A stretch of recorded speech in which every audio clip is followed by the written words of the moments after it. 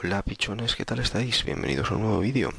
En este caso, hoy toca otro truquito para Windows 8. Este truco os voy a explicar a cómo cuando arranquéis vuestro equipo, que no os pida o se os quede bloqueado en la contraseña de inicio. Ya sabéis, siempre cuando arrancáis el equipo se os queda en la pantalla de bloqueo hasta que no le ponéis la contraseña. Bueno, pues lo que tenemos que hacer es lo siguiente. Para que nos pase eso, le demos a la tecla Windows y a la tecla R, ¿vale? Os saldrá el ejecutar y escribimos lo siguiente: NETPLWIZ.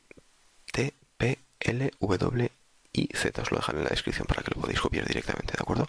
Le dais a aceptar, os darán las cuentas de usuario. Y aquí lo único que tenéis que hacer es desmarcar esta opción de aquí, ¿de acuerdo? Que los usuarios deben escribir su nombre y contraseña para usar el equipo. Entonces esto le desmarcáis, le dais a aplicar, aquí le dais a la contraseña, puede configurar iniciar sesión automáticamente, aquí ya le dais directamente a aceptar y listo. Así ya directamente cada vez que reinicies el ordenador nos pedirá la contraseña para poderlo arrancar, ¿de acuerdo? Ya veis que es muy sencillito. Luego también podéis mirar a ver si cuando se os bloquea con el tema de las opciones de energía lo tenéis también desactivado. Para eso tendréis que entrar le dais al inicio, botón derecho, le dais a opciones de energía. En opciones de energía aquí veis que pone a la izquierda requerís contraseña al reactivarse, le dais, mirad a ver que la tengáis en no requerir, en este caso no pedir.